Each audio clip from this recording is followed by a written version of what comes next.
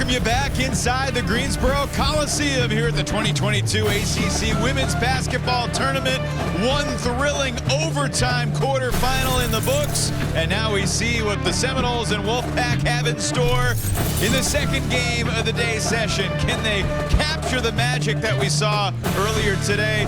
Florida State, NC State rematch of the title game from 2 years ago. Earlier today, Virginia Tech coming from behind, winning in overtime against North Carolina, and one of the great games we've ever seen here at the ACC Tournament. Welcome back to our perch. Evan Lepler with Tabitha Turner-Wilkins, and we are still catching our breath, Tab. Just an unbelievable sequence. There was one lead change in the first 3 quarters, but the Hokies kept it close. Fourth quarter and overtime, there were 10 lead changes in so many moments. I mean, my goodness, I'm still sweating and catching my breath, but Virginia Tech pulled this one out, and it took every last player on their squad to pull this out because they were shorthanded. No Kayla King, no Elizabeth Kitley throughout that game, and they ended up, it took grit, it took fight, and they pulled it out. Well, it was the 4-5 matchup. Both teams ranked in the top 10 in the net rankings, both with the ambition of hosting the tournament. But Kitley went down early, and that changed the game. Exactly. I mean, she tried to come back in, but landed on that right shoulder. Came back in the game, tried to go for a rebound, but couldn't get it done. But the key, the X factor, or one of them was Traylor. She and her toughness came through, held them down, and then Asia Shepherd shooting all kind of three-point shots, and Georgia Amore, another X factor for Virginia Tech. Incredible performance. It was tied at 66. Amore ties it up. Under 30 seconds to go. The arrow belonged to the Hokies. Next possession with the game still tied. Amore, contact, bucket, and one. But the Tar Heels were not done. Down by 3, 2 seconds left. Eva Hodgson, I mean, she came up big at the right times and sent this one into overtime. Evan, we couldn't believe it. This is what got me sweating in the first place. And in the overtime, Asia Shepherd, the ACC's all-time three-point leader, her 399th career triple.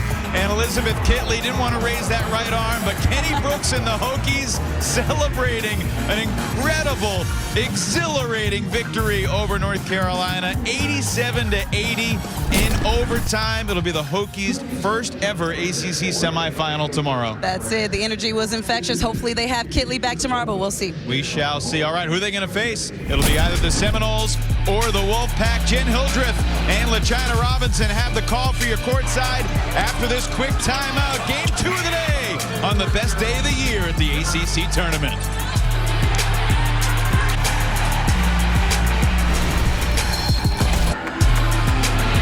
Well, welcome back to Greensboro.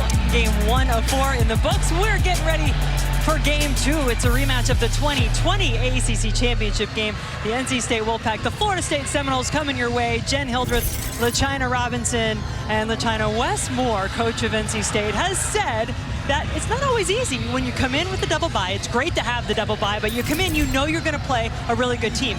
North Carolina can attest to that, having just lost to Virginia Tech. Yeah, there are some challenges, you know, when you've been kind of waiting for your debut and you're playing a team that's already had a warm-up. But I think the pressure comes in for NC State because they're looking to defend their ACC Tournament championship and hopefully win 3 in a row. Yeah, this NC State team has had such a tremendous run under Westmore, and they took a big step forward this year, adding that ACC regular season championship, coming in here as the 1 seed. Now, they're the 2-time defending champs in the tournament, as you just said, but number 1 in the regular season. That meant an awful lot to this group. And there's a lot of stability and a lot of consistency in the lineup for Westmore. He's got veterans across the board.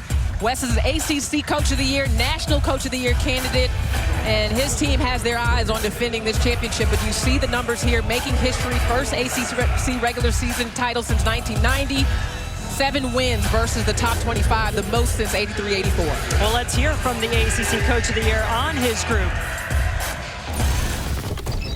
I'm just really proud of these seniors, especially the legacy they've built and left. They'll be leaving to win back-to-back ACC tournaments and now to win the regular season title.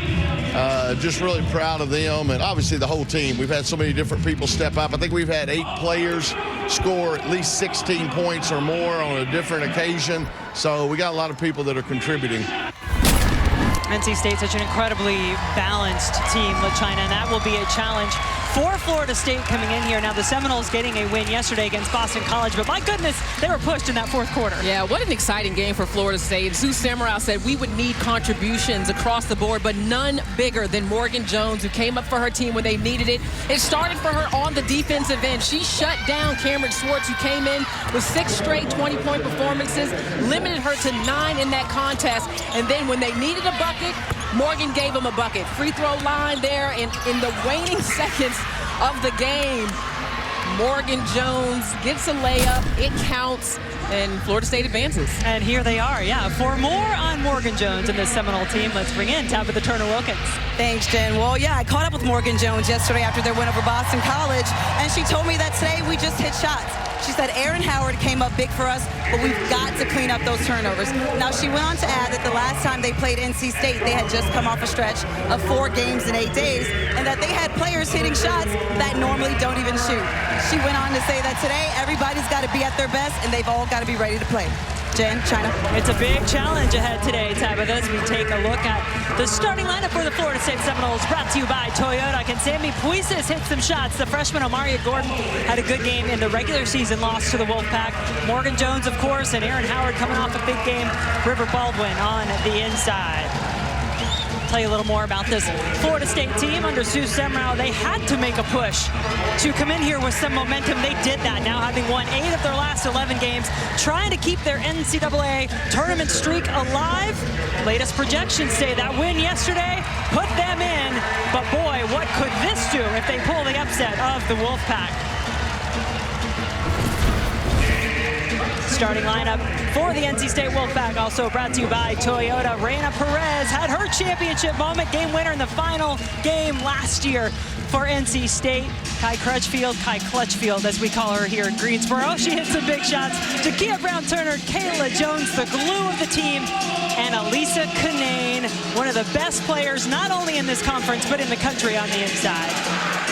And you know a lot of these players, right? LaChina, a lot of familiar faces that came back from the team last season. You heard Wes Moore just a few moments ago talking about the legacy that this group is creating and leaving with what they've done over the last few seasons. LaChina, let's go ahead and get right to your 4 keys to the game for this matchup. Starting with Florida State, it's going to be about your transition defense. NC State can go inside, outside. They've got versatile forwards that can score on the run. They will need to get that defense set. And for NC State, they've got to defend without fouling. Florida State has guards that can dribble, penetrate, can get to the rim. They're extremely athletic, especially with Jackson coming off of the bench. And so NC State will have to do their job without putting fouls on the board. Elisa Canane, River Baldwin ready to tip it up with Dee Cantner in the center. Game 2. Let's go from Greensboro. Florida State with the basketball. Here is the freshman point guard Gordon. Whips it out to Howard. It's going to trickle all the way down and out of bounds.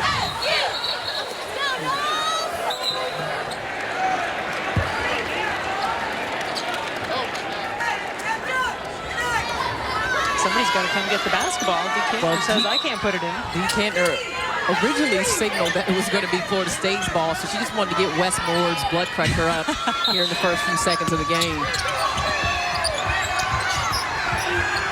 It's Crutchfield who takes the inbounds pass, member of the ACC Tournament team last year for the Wolfpack. Elisa Canane was the most valuable player in the Wolfpack's run to defend their ACC Tournament title a year ago. Averaged 23 points per game, 9 rebounds per game, shot over 60% in Greensboro. River Baldwin committing the foul on the play. Perez, good look from the 3-point line.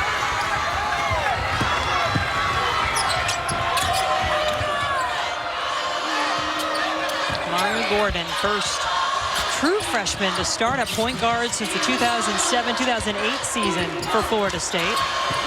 Local product, 2-time Florida Gatorade Player of the Year in high school. Here is Morgan Jones. Put her stamp on the game yesterday late. Jump ball. And you'll see in NC State's man-to-man, they will give Morgan Jones that shot. They would rather go under a screen and keep her out of the paint because they know how good she is in getting to the rim. She will have to prove that she can knock that down.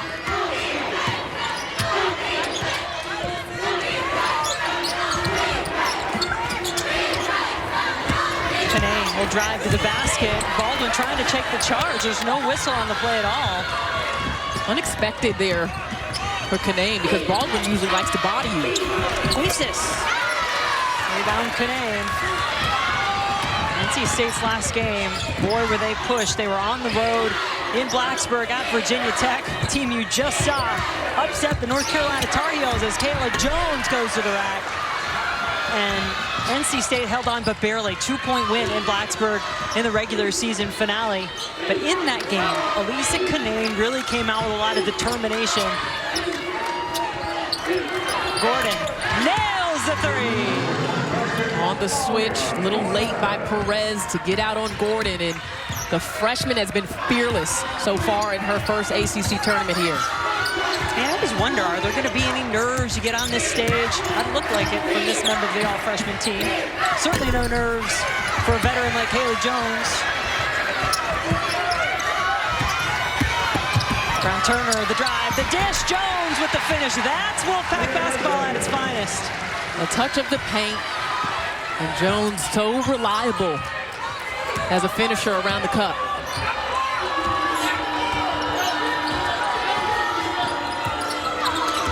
It was a 20-point win for the Wolfpack in the regular season in early February in Raleigh.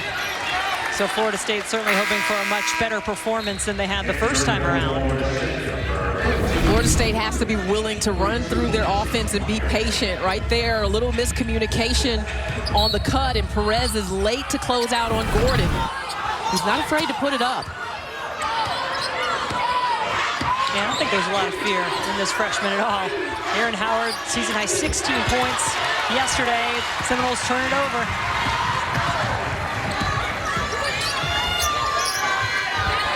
Canaan, easy two. You cannot allow Elisa Canaan to push you up the lane and have that much space to work with on the backside. Elisa Canaan, the preseason ACC Player of the Year. She and Kitley, the top two contenders for the award. Virginia Tech's Liz Kitley did win it. Canaan's numbers not quite the same, but she definitely didn't play as many minutes for her team throughout the season with this great balance that the Wolfpack have. Valencia Myers working on Canaan, does well. Good muscle and finish by Myers. Good footwork.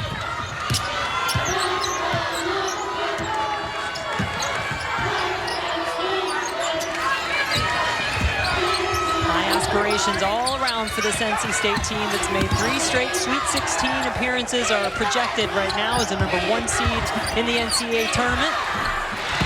And they get a couple more points. This time it's Brown Turner.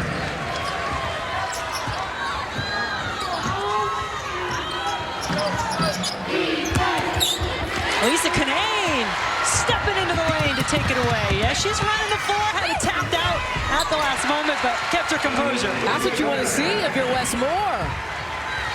Your 6'5" center getting in the passing lane. And he always says she kind of wants to be a point guard. He has to take the ball out of her hands sometimes. Definitely warming up to the three-point line, so I see guard play written all over her face today. I don't know if that's a good thing. And she has both aspects to her game, on the inside, on the outside. Jones right around Puisis. Double digits now for the Pack. And there's a lot of red in the stands here in Greensboro, applauding this start by NC State. 4 turnovers by the Seminoles, 4 points off of turnovers by the Wolfpack. Right here, Elisa Canaan, 6'5", out on the break off of the steal, doesn't get it to go the first time, uses the glass. And the defense of the Pack. Jones out and running, and so is NC State.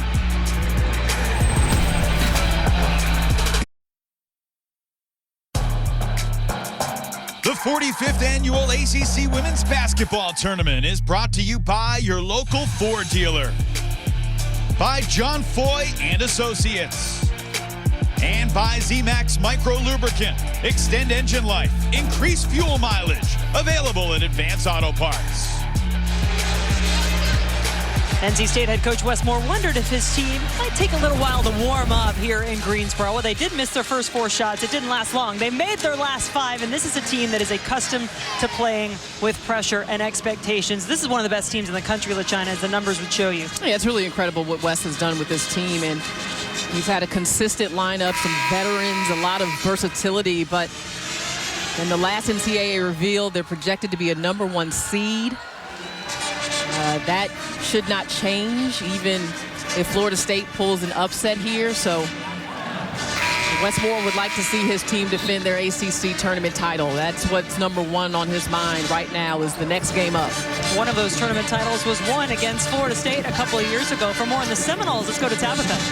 Well, Sue Seminoles went into her huddle and told her kids, listen, you've got to stop penetration, cut off the middle, and take charges. And assistant coach Morgan Tolles came in and said, listen, the posts are working their butts off to front and still. The help side defense from the guards have got to be there on the backside.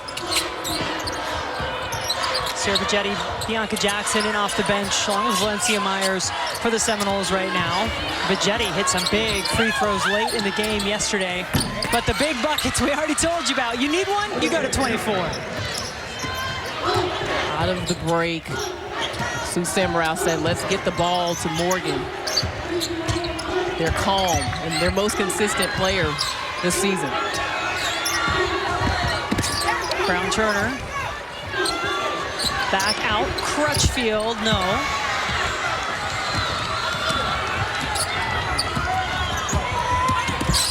Bajcetti, Jackson, Howard all transfers into the Florida State program over the last couple of years. Here is Howard, knocked down 4 threes, a season high yesterday. Canaan is already hitting the glass hard in this first quarter for the Wolfpack. She has this in her arsenal. Told you. He was warming it up. That's the shot that she was, and a smile cracking there from Canaan, but that's the shot she was warming up with heading into today's contest. Come on, that's why Debbie Antonelli calls her Big Smile. It's stuck, it fits her personality. Lisa Canaan with 7 points to lead the Wolfpack. Well, Myers had to work for that rebound. She held on, then she was fouled. And the offensive glass is going to be important to Florida State. You're on day 2, your legs are a little tired, shots may be short, but out of that double inside, Myers too late to get back to Canaan. The backside guard doesn't rotate, and Sue Seminoles like, yeah, we got to guard her out there as well. Not a big smile from Sue Seminoles after that play. Longest tenured coach in ACC history, her 24th season on the sidelines, has more wins in her time at the Seminoles than anybody else in program history. And pushing this team into the NCAA tournament may be one of her best coaching jobs after all they've been through this year. I mean, with the injuries, everyone's had to deal with COVID, but they have been hit with a lot. And it's the timing of their injuries and their COVID protocols that have really hurt them. And Sue has gotten this team playing their best basketball right now, winning 8 of the last 11. And she had to get back in the flow of things after taking a leave of absence last year to care for her mother. Brooke Wyckoff did a tremendous job, associate head coach, leading the team. Good defense there by the Seminoles, tapping it away from Canaan. And that is something that Tabitha talked about in her report, was that help on the backside on Canaan. Brown Turner wanting to go back inside. Everybody going for the ball. That left a wide open look for Elisa Canaan. She already has 9 points in the game, and she's showing you how deadly she can be on the inside and on the outside. Freshman Michaela Timpson, number 21. Out on the floor now for Florida State. Bajcetti gets it to her, but she bumped right into Kayla Jones. That's an offensive foul on Bajcetti. Jones is so savvy, good basketball IQ, sees the ball coming, gets in position. And the fact that she gets her body between the ball handler and the possible pass. You know, you always think about getting between the ball handler and the bucket, but there was no angle for a pass either on a streaking offensive player. Veteran play by a veteran player in Kayla Jones. Brown Turner nearly had it batted away by Bajcetti. Perez, open. Goodbye. Ready to shoot. Coming to the ball as though she's accepting a pass, knowing that she's got enough space to get that shot off. 10-point lead now for the Wolfpack. NC State 26-3 on the season, 17-1. Their most ever wins in ACC play. Buggetti says, I can shoot the 3-2, and Florida State need a little offensive life. They did, and they will need contributions from Buggetti, from Howard. It's going to take a little bit of everyone to keep up with NC State's offense, especially in transition. Boy, you better call out that screen. Buggetti took the worst of it, and it left Perez wide open.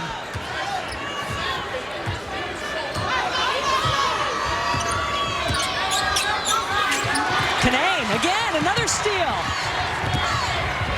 She's like a point guard, running the floor, get the assist. Jada Boyd off the bench for 2. A lot of reasons to smile if you're an NC State fan right now. If there was rust, didn't show. Wolfpack rolling. They have 11 points off of turnovers right now, so Florida State needs to take care of the ball. Buggetti already with 5 points. Yeah, I mean, we saw Buggetti take a fall a moment ago off a screen, but she bounced back up and she's ready to shoot it. And she's out there wincing, can see her, but still trying to gut this one out. Just over a minute to play in our first quarter. Crutchfield tried to take it over Jones. Prides herself on her defense. Did a tremendous job on Swartz, Cameron Swartz yesterday, Jones. A little out of control there, but it is picked up by the freshman, Timpson. Again, the second effort of Florida State is going to be so important, and Timpson is very athletic. She's long. To use that size against the versatility of the forward for NC State, which I think is one of their biggest strengths. Buggetti just picked up her second foul. You may be concerned about settling into your offense, but defense had got NC State going. Good screen there by Canane, and good pull-up by Perez in transition. Buggetti, I'm talking to my teammates saying, come on, somebody needs to tell me when 6'5's coming my way. Gotta have communication. Returning for the Seminoles, number 0, Jackson. 39 seconds left in our first quarter. NC State, 7-point lead, looking for a little more. Here's Diamond Johnson, ACC 6th Player of the Year. Doesn't take you long to notice her presence on the floor. Well, she's the only other player averages in double figures on this NC State team other than Elisa Canane. And when she comes into the game, expect the pace to pick up. We might have to wait. We only have a few seconds left in this first quarter, but we'll have to use some of the Wes Moore-isms that he has to describe the play and the pace of Diamond Johnson as this one goes on. There's some good ones. 5 on the shot clock. River Baldwin gonna have to take it. Doesn't. 7th turnover of the quarter by the Seminoles. And that's what's hurting them in this first one, Jen. It's been the turnovers. 11 points for the Wolfpack off of those miscues. That's half of their offense. Here goes Johnson. She's quick. Beat the buzzer. Doesn't get it to go in, but her Wolfpack in the lead. 22-15 after 1 in Greensboro. Second of 4. Quarterfinal games coming your way today from the Greensboro Coliseum and the ACC Women's Tournament. Can Sioux Seminoles pull the upset? They trail the regular season champs by 7.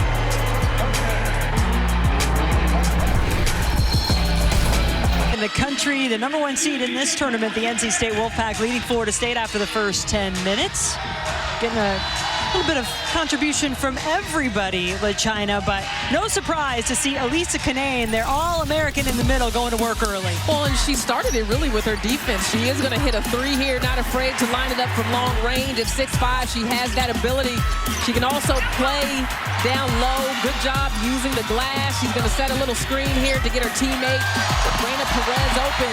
But this end of the floor is what gets your team settled. You're making your debut in the ACC tournament. You can't control if the shots fall off of the tip, but what you can control is your defensive effort, your level of aggressiveness, and it's really impressive to see that tone set by your center. You can see some of the numbers for the senior from Summerfield, North Carolina, not too far away from here in Greensboro. When she's good, NC State is good, and she's been one of the best to ever put on the uniform for the Wolfpack. I did say that guards control the game in the postseason, but that doesn't mean that your bigs can't set the tone, and that's what Kanane has done in this one earlier. How will the Seminoles respond? They definitely need to try to get some looks for Sammy Priestess. I feel like that puts the team's offense at ease when Priestess could knock down a couple from long range.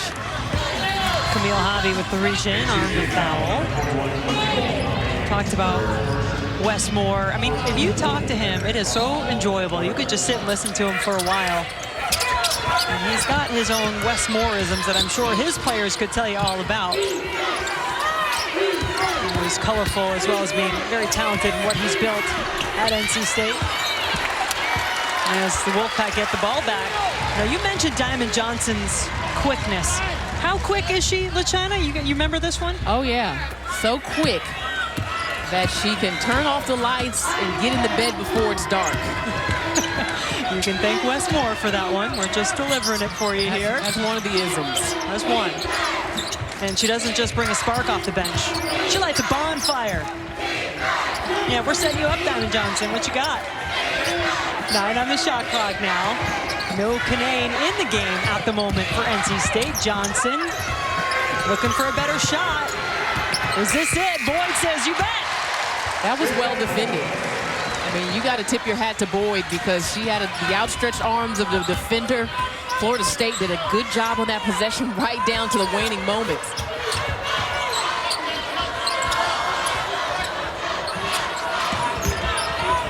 Florida State has never won this ACC tournament. They finished runners-up twice, including in 2020, where they lost in the championship game to NC State.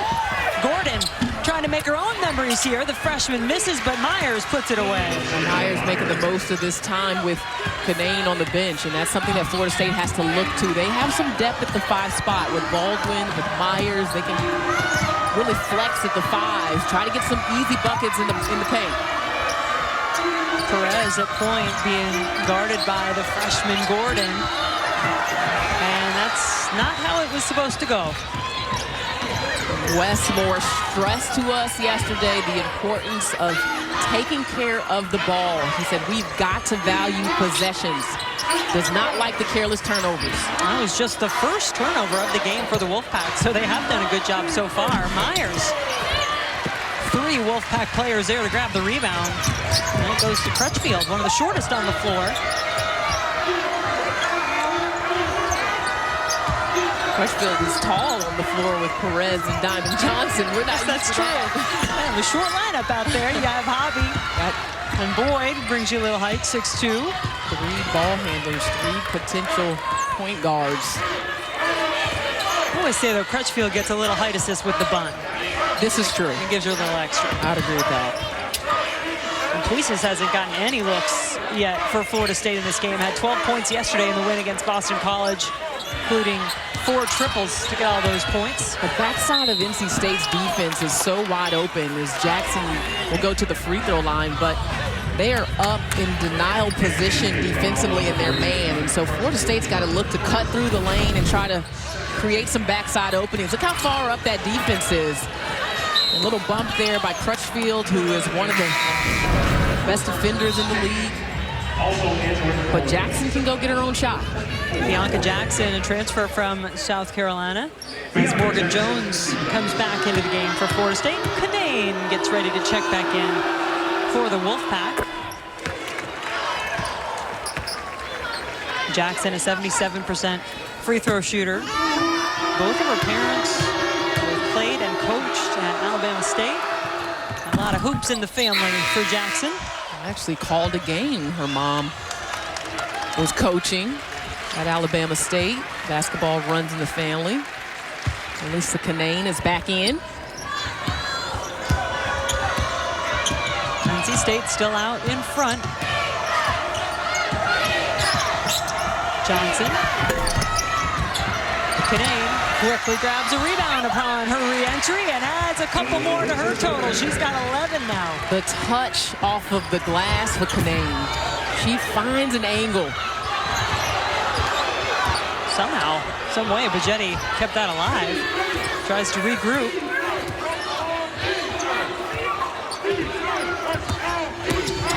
Pagetti getting through traffic.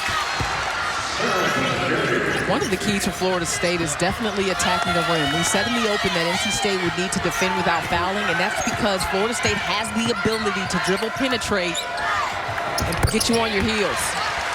Don't want to leave Diamond Johnson too much space.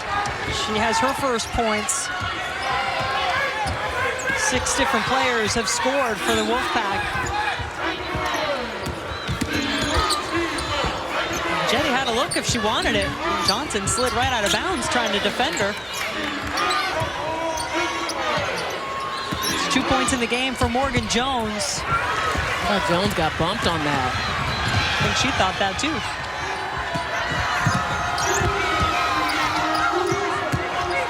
Johnson whips it out to Crutchfield for 3. Everybody around Kinane, that left Brown Turner open. All NC State around the bucket on the offensive glass.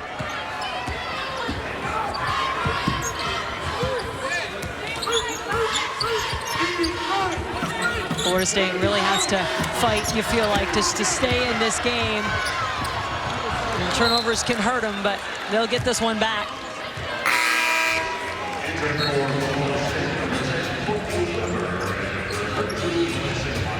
No, there are a lot of people out there who rate Elisa Kinane so highly. Why wouldn't you? And it was a tough battle for that ACC Player of the Year award. Elizabeth Kitley, I wonder about her status for tomorrow. The Virginia Tech Hokies will get the winner of this game in the semifinals. We ran into Kenny Brooks in between games, and he basically said, I don't know what's going to happen tomorrow, you know, what we'll have in the tank.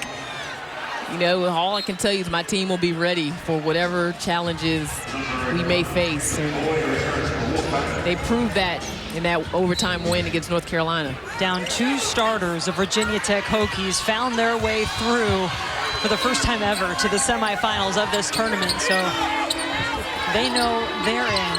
Who they're going to face? It's going to be the Wolfpack, who they played tight in their last game of the regular season, or Florida State. Foul on Bianca Jackson. It's a 9-point NC State lead, 4:28 left to go in quarter number 2.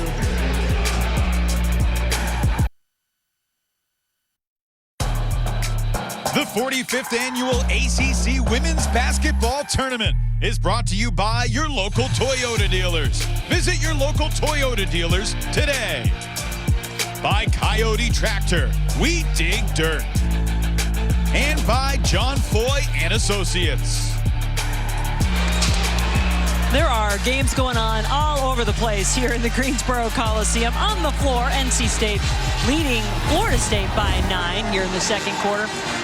In many ways, maybe, LaChina, you could say some of the pressure taken off of Florida State, though. You take a look at some of their numbers over the season, but that win yesterday, maybe that was enough to get them in. Yeah, I believe that solidified their place if there were any questions of them being in the NCAA tournament. And I said this yesterday, the selection committee is a what have you done for me lately group. And so sometimes it's when you win. And winning 8 of their last 11, I think, was what has impressed me about Florida State, considering some of the hurdles they had to get over early. And in that winning stretch, they beat Notre Dame, they won at Duke, they beat a NCAA tournament Boston College team, a very good Georgia Tech squad. So some quality wins in that stretch as well.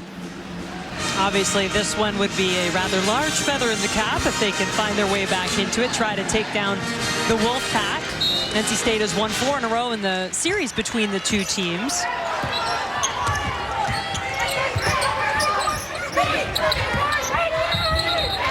Offensive foul is going to go against NC State here, and Kinane, it's her first.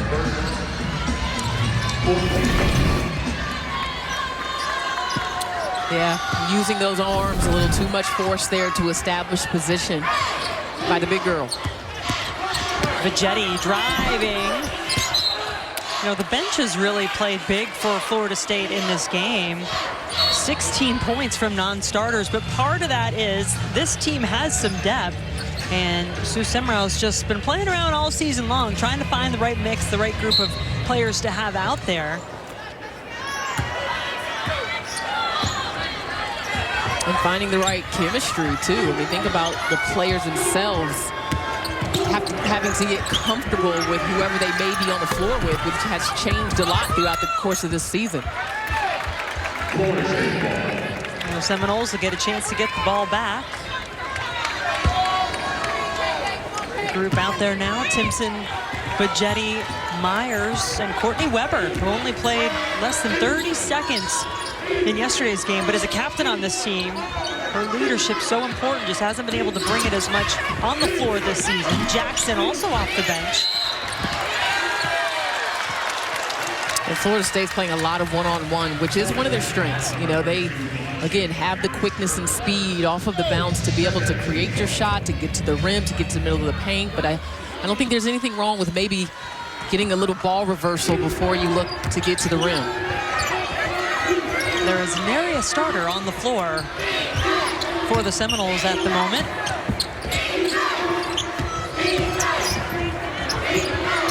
Boyd, one of the best off the bench, possibly in the country. And she is fouled. Gonna go against Timpson. And what's scary is that Jada Boyd is starting to kind of hit her stride at the right time.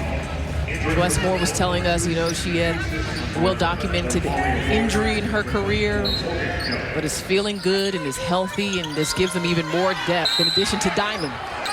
So Dee Kantner's watching all the contact inside very closely. And she calls Valencia Myers for this one as she was trying to get into it a bit there with Canane. That's the second personal on Myers. She'll go to the bench. Puisis, Gordon, Baldwin, and Jones, 4 starters back on the floor for Florida State. And it changes the low block offense for Florida State because Myers is a little bit better back to the basket and creating scoring opportunities. Gordon, short. Johnson skies for the rebound.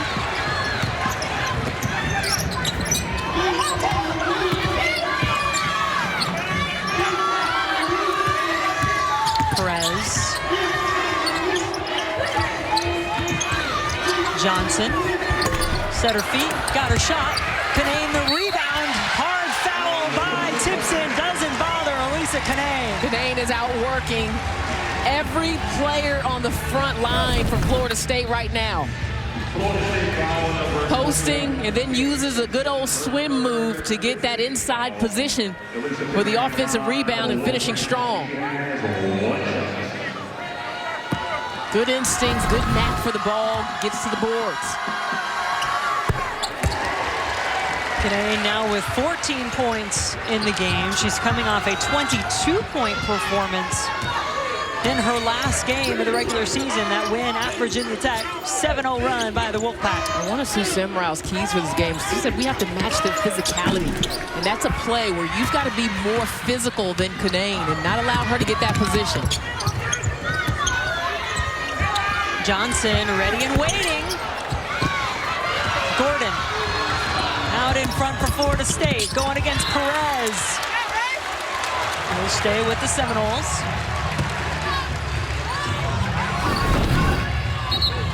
Good job recovering here by Perez. Gets her body squared and then was able to knock it out of bounds. Seminoles need some points. The first have to get it in. They can't do it.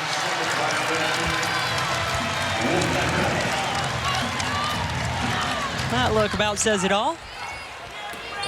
The drought continues for Florida State. They've made just one of their last 8, gone nearly 4 minutes without a point. It's allowed NC State to open up their largest lead of the game. Brown Turner, got it. Jakia Brown Turner, another one of those players of China who really started to come on at the end of the regular season. Had double figures in 8 of the last 11 games to close out the year in the regular season for the Wolfpack. Yeah, she hit a little stretch in January where she struggled with the last 6 weeks or so. She has really come on strong. Gordon, the dish to Timpson, set it up nicely. Gordon can get to spots on the floor like not very many guards can. I mean, she is just really good at penetrating and knowing where to get the bucket. No roll for Diamond.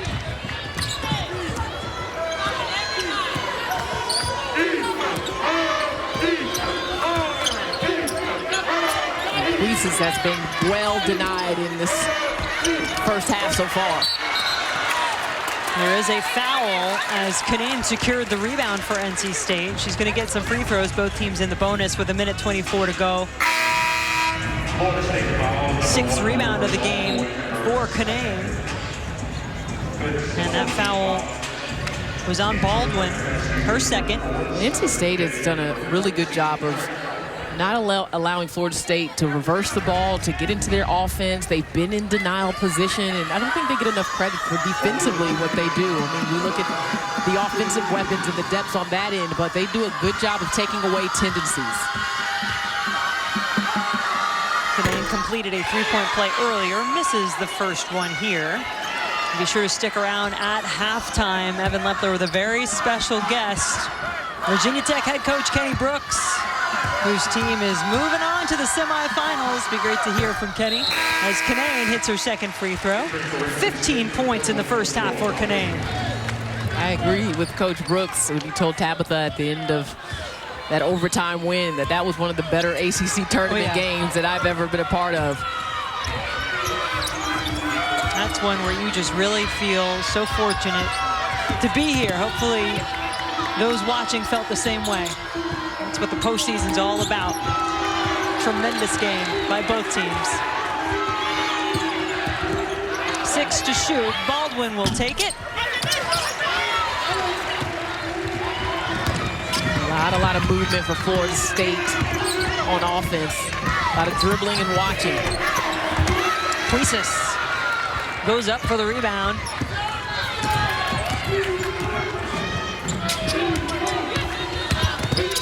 Looks like she's trying to take over a little bit, but ran into a wall named Camille Hobby. Hobby does a great job, doesn't she, when she gets on the floor? Give Lisa Canaan a break.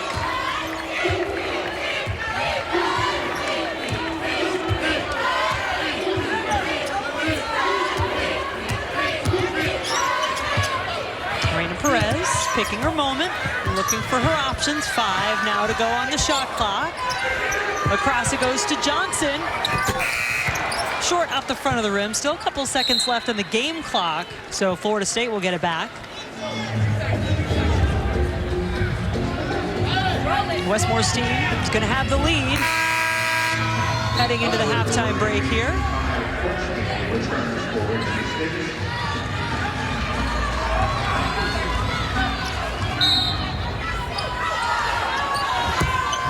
Bajetti, good if it goes, but it has a little bit left to go to make it count. 36-23, your halftime score. The regular season champs, the NC State Wolfpack, beginning their title defense here in Greensboro. They've won the last 2 ACC tournament titles. They have a lot of support, a lot of red here in the stands in Greensboro. They end the first half on a 10-2 run.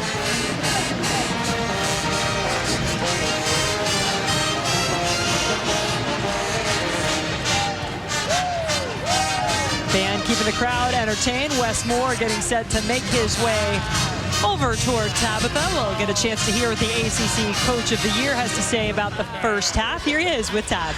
Coach had contributions from several different players in that one, but specifically Canaan. Big first half, giving LaChina point guard vibes. What's she doing so far?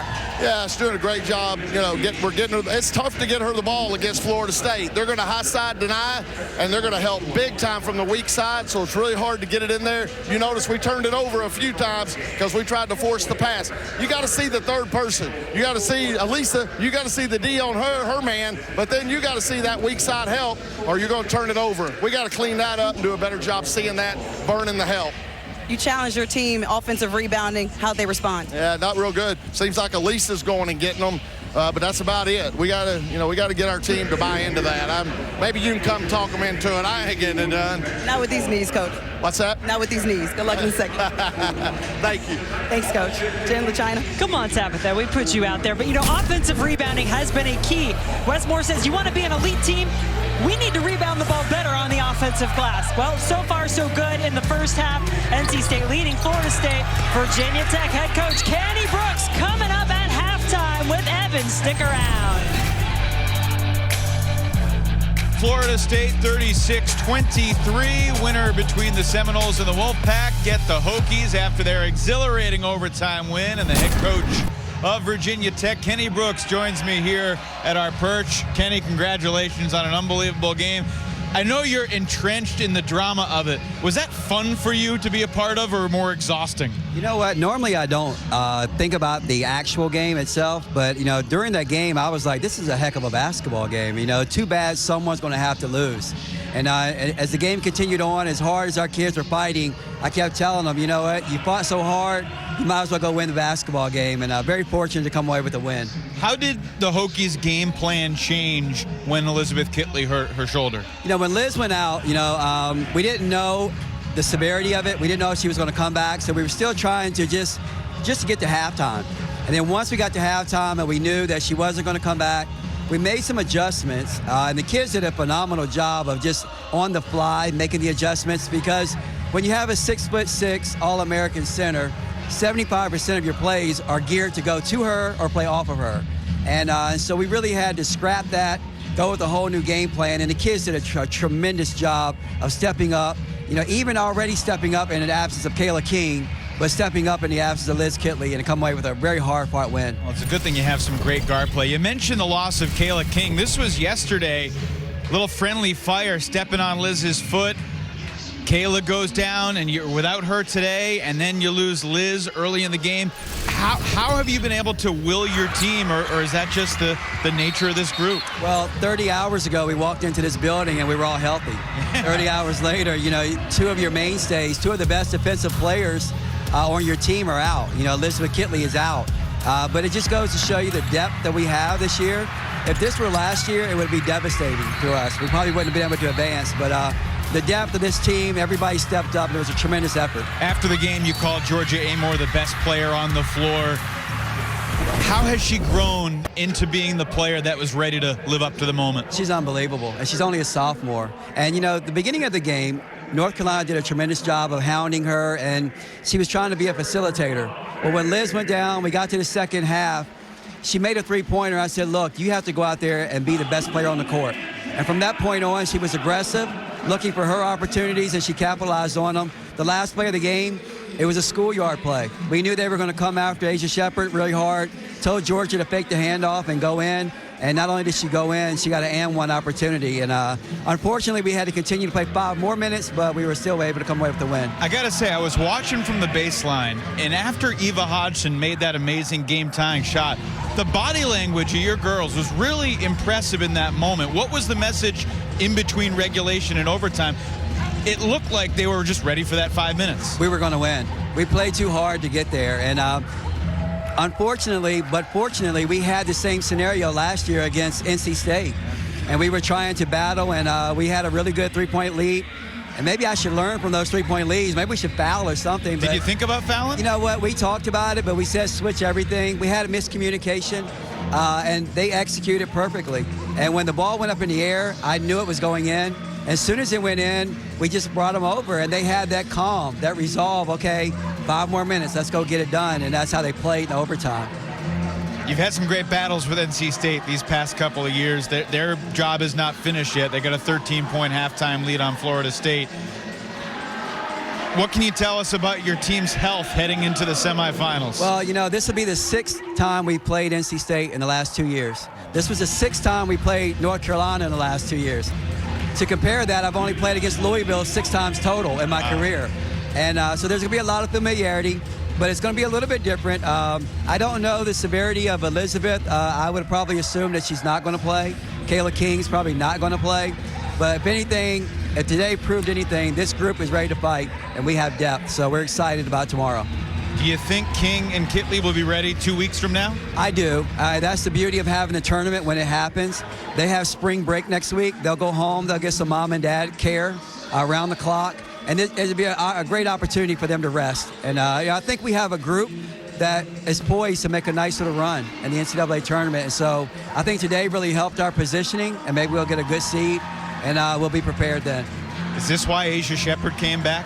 This is exactly why she came back. And you know, she's had some struggles this year, but she's had some great opportunities.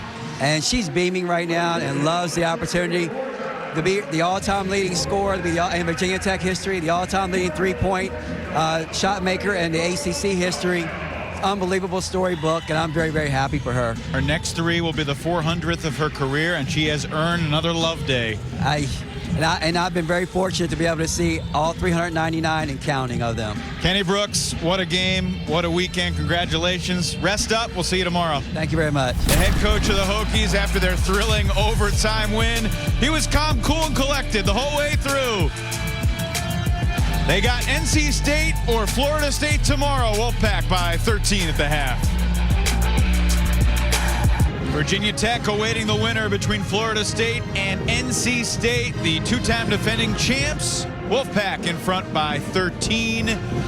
It's now time for our game recap, brought to you by Continental Tire.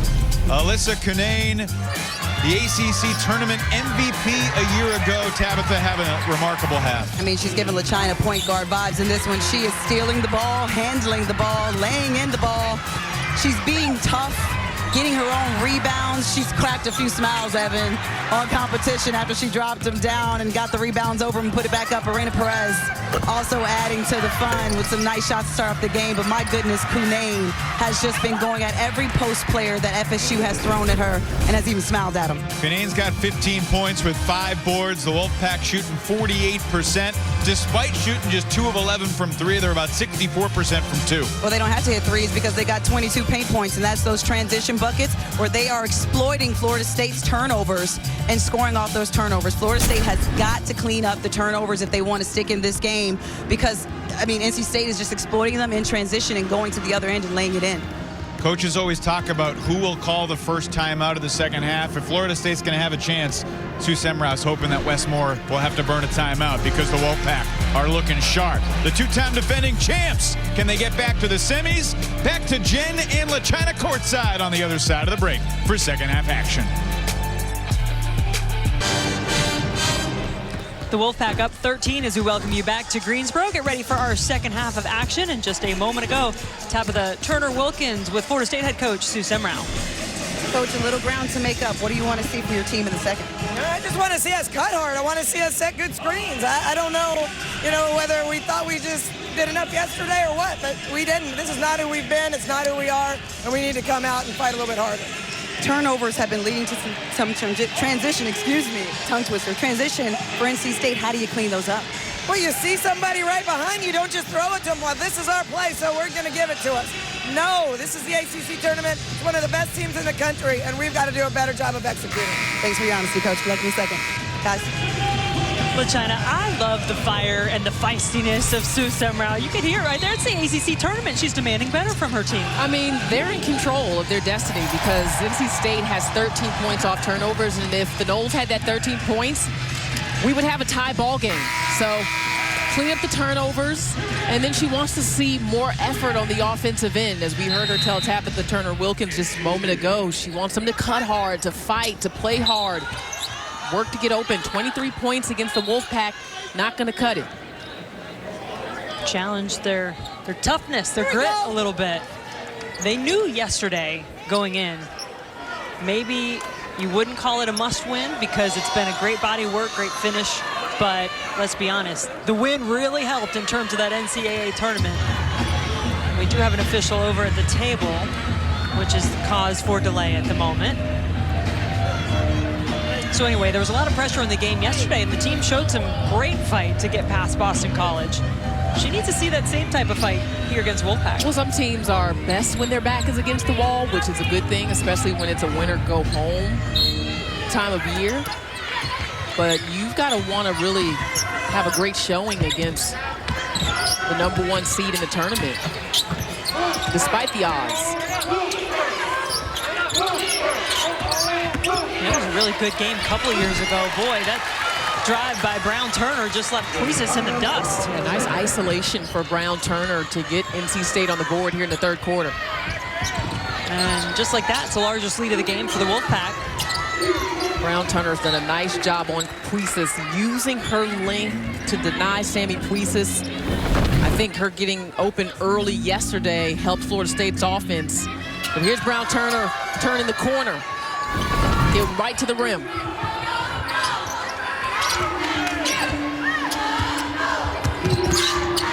2 years ago when these two teams met in the final, there were 12 lead changes, 9 ties. I understand there's a lot different with personnel, but there's also a lot of carryover. And Florida State had the lead. NC State was able to finish strong and get that championship. River Baldwin, good start for her. Yeah, First points. River Baldwin struggled a little bit in the first half, in particular with fouls. And they need her to use her physicality wisely against Canaan defensively and then finish easy shots at the rim. Crutchfield had time to set and shoot and make it. Really good find by Brown Turner, initiating the drive. They like that matchup for Brown Turner to use her quickness off of the dribble. Here it is here against Puisnes. She's been attacking her, and the defense collapsed a little too far out. You don't want to leave Kai Crutchfield open out there. She comes into this tournament shooting 46% from beyond the arc. I mean, that is a pretty incredible number. This is a very good NC State shooting team from 3 and overall, but she set the single season record last year at NC State with 47% from 3, and she's right in that same vicinity again. And she's shooting a career high from the field at 47%, so getting better with time, you know, like fine wine, Jen, like Jen Hildreth. Sure. Jones had it swatted, kept with it though, blocked again.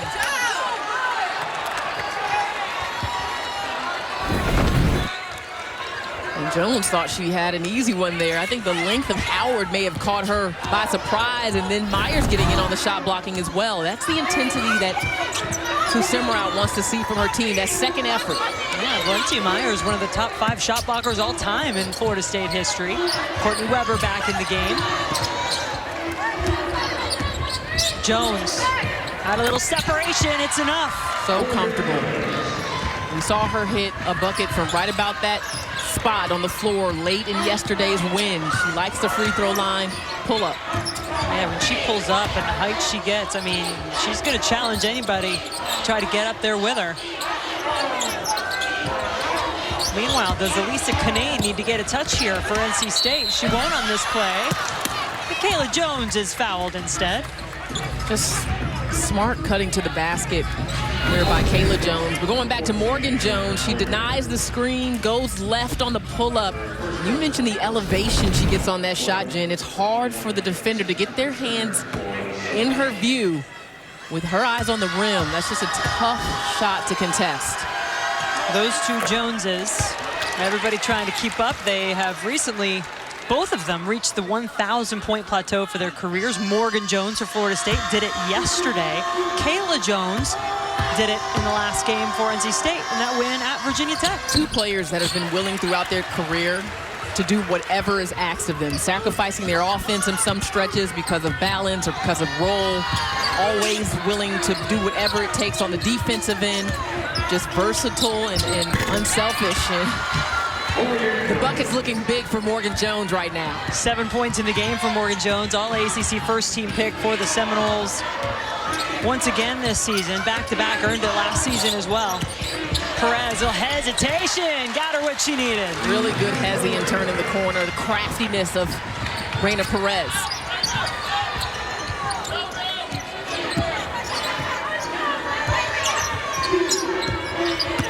Gordon, little slip, needs to get rid of the basketball, found Timpson.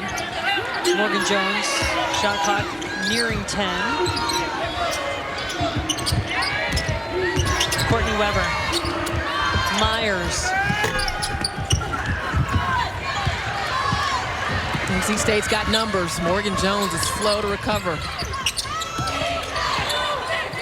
And listening to that halftime interview that Tabitha did with Sue Semrau, the execution's not there, but it is the effort for Florida State. The execution is certainly there for NC State as Brown Turner adds a couple more, and the Wolfpack working it here in Greensboro. We are seeing the balance from NC State on the offensive end. Everyone involved. Perez, little hesitation, floater to the rim. And then Jakia Brown Turner has been looking to drive in attack mode in this second half.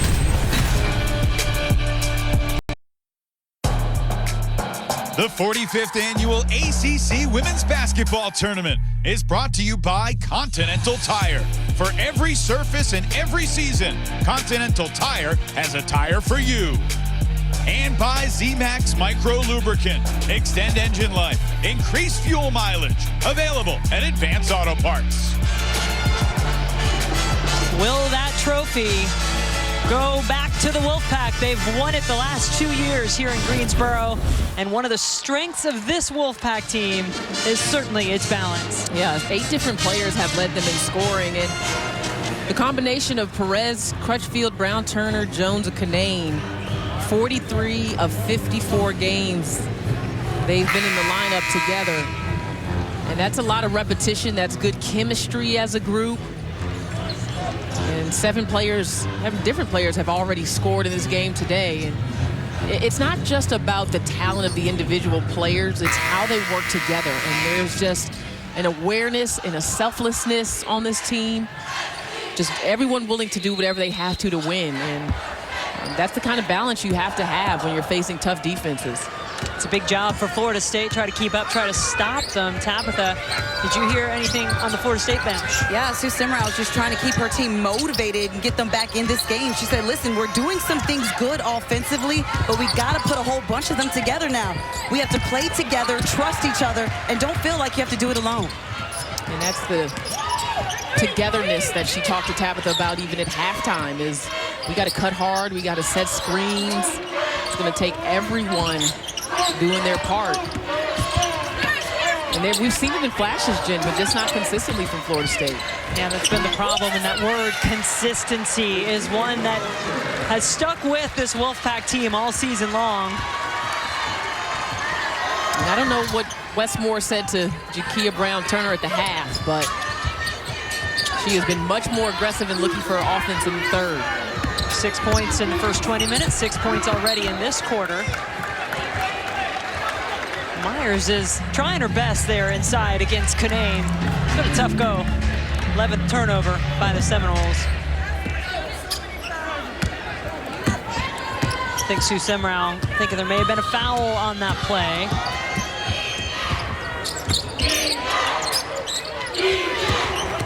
Here's Brown-Turner, a dozen in the game. Stop this time. Out to Crutchfield, nails the three. We were talking to Wes Moore yesterday about the X factors on his team, and he's got more depth, so he's got more names on that list as he looks to start the postseason run. And to me, none bigger than Kai Crutchfield. I mean, when she's knocking down shots, when she's defending at a high level, and it's been the case, in my opinion, the last couple of years, that's when they're at their best. Vegetti, good work to get to the basket. Has shown us some really impressive one-on-one moves. I mean, Vegetti is just really crafty at finding angles and getting to the middle of the floor and not afraid of the physicality. Really exposing her defensive matchup today. Larissa Canane, plenty of time to set her shot. Jackson to Jones. And she has just seemed a bit out of control in some of those drives to the basket in this game. Likes to get back to her left hand, but that was not the right read. And it was the right read, however, for Kayla Jones. On the run, where NC State is dangerous, that fast break. Kayla Jones showing you how it's done. The finish and some frustration on that Florida State sideline.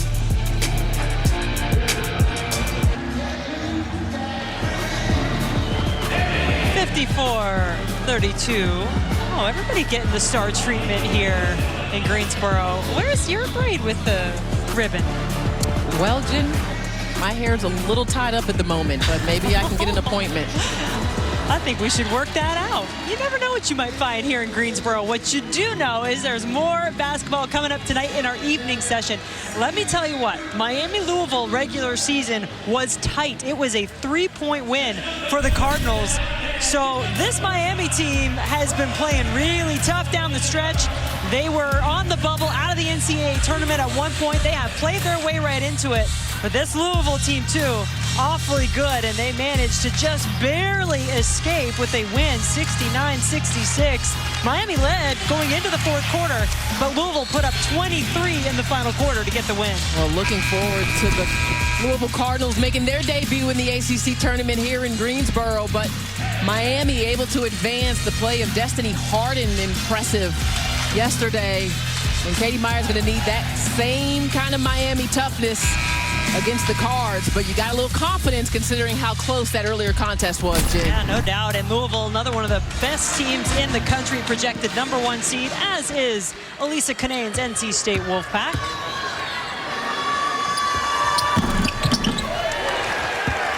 Jones now with 9 points in the game for NC State. She'll head over to the bench. Jada Boyd in, and that's one of those times where you look and you say, it's just not fair. That is one of the reasons you bring in a player like Jada Boyd. Your level certainly doesn't drop at all if you're NC State. Embarrassment of riches if you're Westmore. But you know, as we saw Kayla Jones going to the bench, I think about the story that Westmore always tells about how her first couple of years at NC State, she didn't like him too much because she wasn't getting playing time, wasn't really a key part of the rotation, but she was patient and waited for opportunity. He said now it's a love fest with him and Kayla Jones, as she is a very integral part of what they do. Kayla, grad student from Jamesville, North Carolina, like the same hometown as Coach Moore's wife, Linda.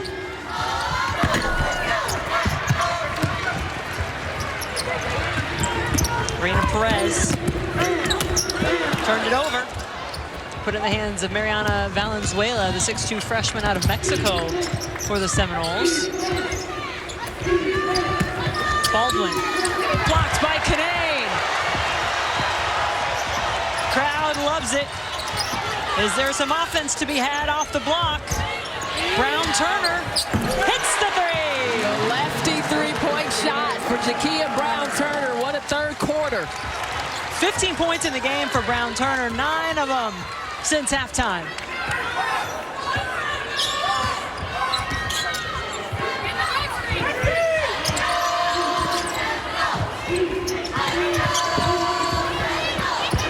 Gordon just slipped, kept the dribble though, didn't turn it over.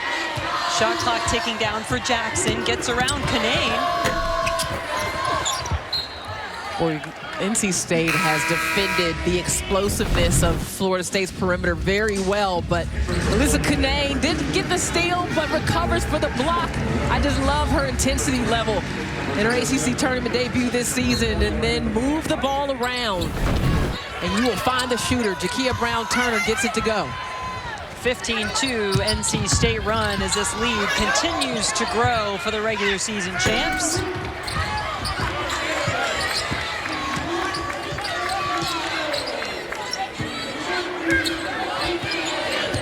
Florida State, the 9 seed in this tournament, as Gordon is fouled.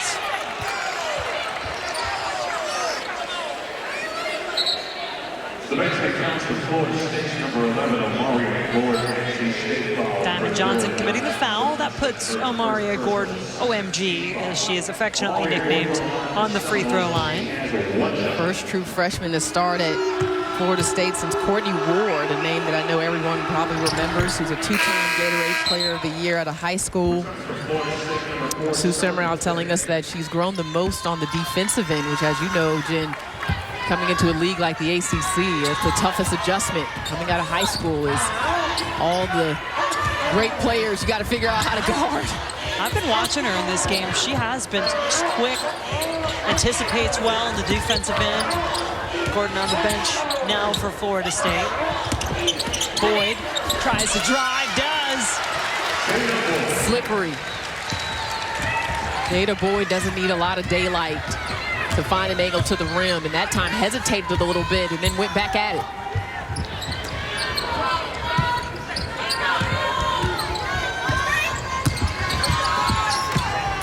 Valenzuela spinning to the basket, does the reverse. No finish though for the freshman.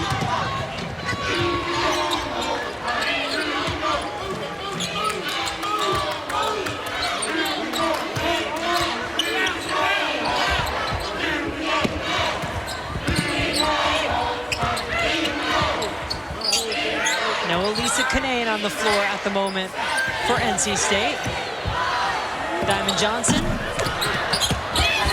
Hobby got a hand to the basketball, but couldn't hang on to it, so it'll go to Florida State. Good defensive possession there by Florida State, containing the dribble, guarding multiple actions, forced a contested shot. 15 points for Kanane, who you just saw on the bench.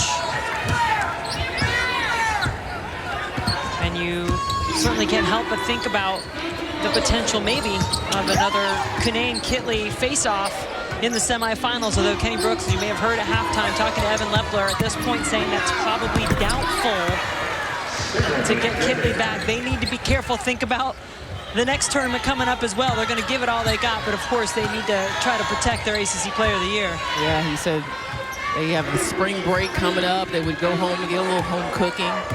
But just watching Kitley wincing, even from the sideline towards the end of that game, she was unable to really move her arm with a lot of freedom. So you just hope that she'll be okay and be able to play again at some point, whenever that may be. Johnson in some trouble, and it's taken away. Howard traveled. .4 on the clock for the Wolfpack to work with. You remember how good Florida State was from the three-point line yesterday, Jen. They have only gotten 4 attempts. Yeah, Florida State hit a season-high 9 three-pointers in their win over Boston College yesterday, but they have a sizable deficit to make up and only 1 quarter to do it. 10 minutes to go in this one from Greensboro.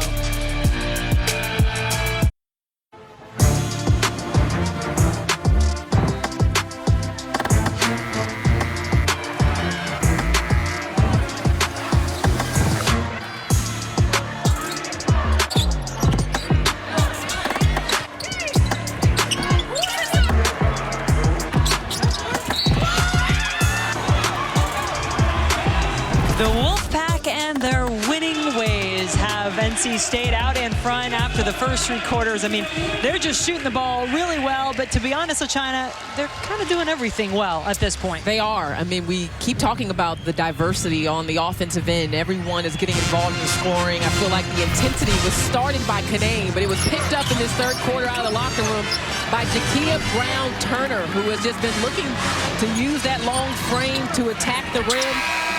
One thing that Wes Moore has said about her since coming to NC State is, I want her to be a complete player. Well, she gets to the rack, she's showing the mid-range, and on ball reversal, she can knock down the 3 as well. The lefty being aggressive and attacking the pressure. And her consistency, her versatility, to me, she's another X factor for NC State as they start their postseason run. Going back to her freshman year, remember how important she was in the NCAA tournament for NC State. She tends to peak at this time of year.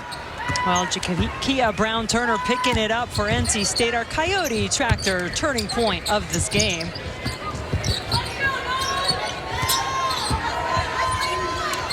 Bajetti for 3. The Seminoles' last 32 shots that they've taken in this game with China were from 2, and we just talked about how well the 3 was working for them yesterday. Yeah, it was, and you can tell it's an emphasis for NC State. They've been out denying, not allowing clean catches. They have been lock and trailing on Sammy Puisis, really taking away those looks.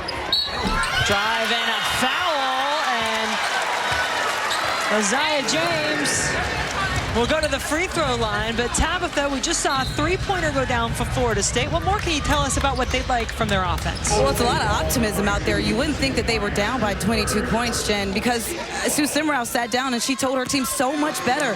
And she was referring to offense, screening. She was just like, you'll get what you want if you keep setting these screens.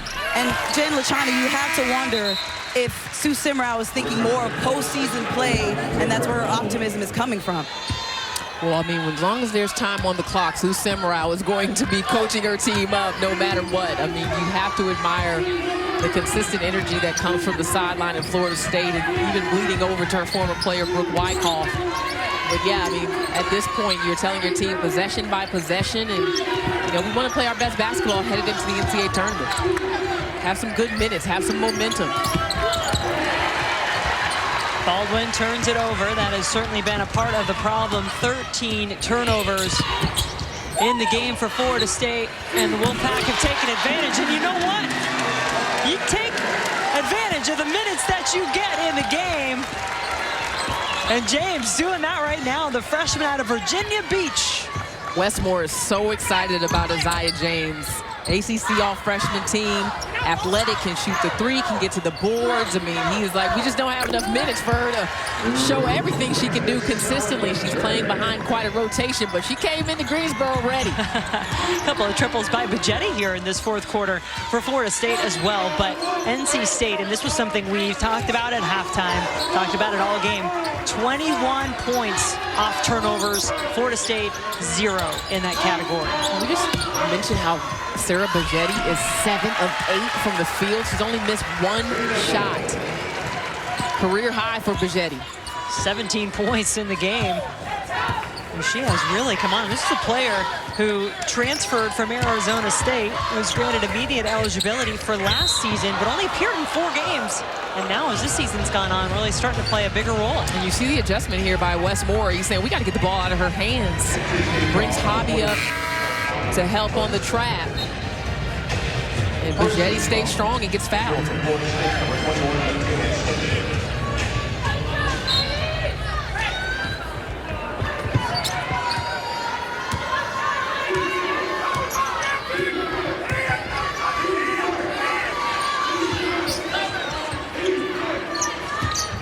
Bajetti back on it, drives and is fouled.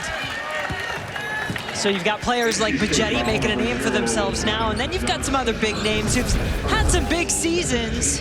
As we take a look at our award winners, Westmore, your ACC Coach of the Year, talked about Player of the Year, Liz Kitley. Dave Wilson had a great first year with the Duke Blue Devils. Lorella Kubai, will we see her later? Such tremendous defensive effort, but boy, she hit the floor hard yesterday, and certainly hope we get to see her later on against Notre Dame. You're hoping that she is okay, because she is no doubt the heart and soul of Nell Fortner's team on both ends of the floor.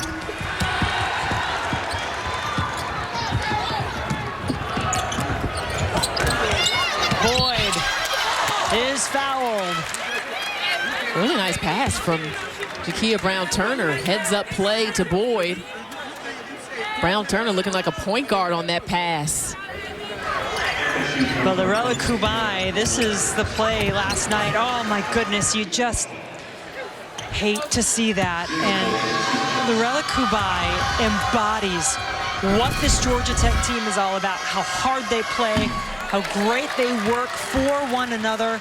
And I know everybody hoping that Kubai is okay for today and beyond for this Georgia Tech team. Her relentlessness is something that we have all enjoyed watching. Yes, she got Defensive Player of the Year, but she's also a great facilitator at her side. Good size, good passing ability. She's just tough and determined. Boy, she is grit personified.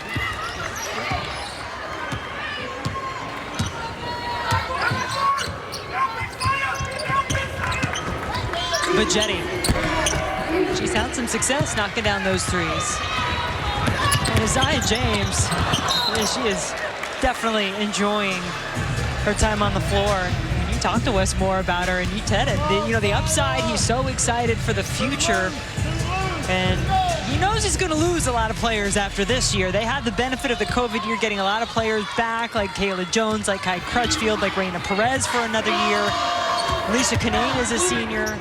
So you're going to need some players to step up, and maybe you're getting a little glimpse right here of who one of those might be in James.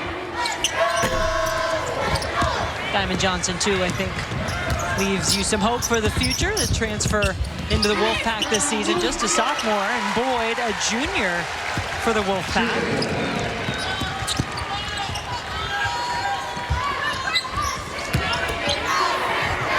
Timpson.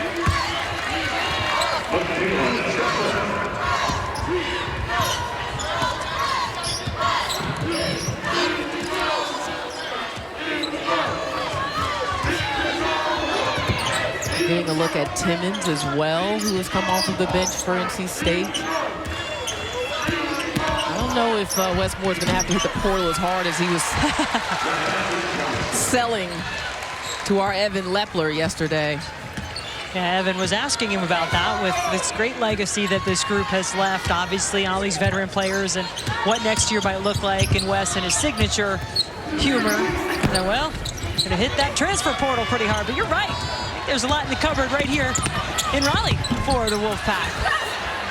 Gets a rebound there. Hayes is about to check in. Another player that Westmore is really excited about, transfer from Mississippi State.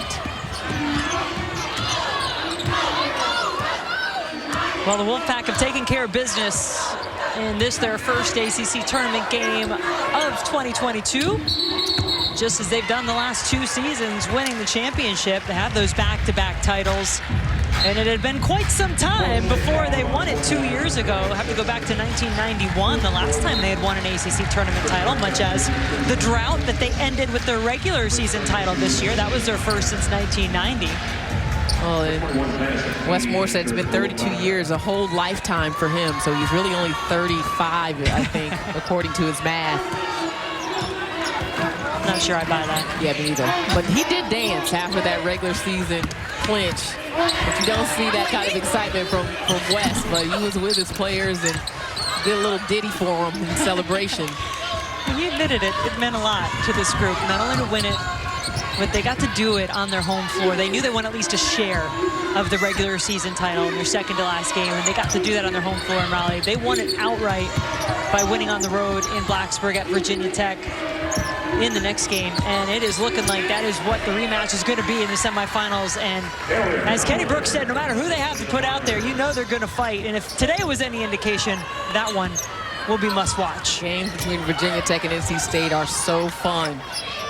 Those 2 teams have really battled it out. I think I remember Hobby hitting a shot in Blacksburg last season.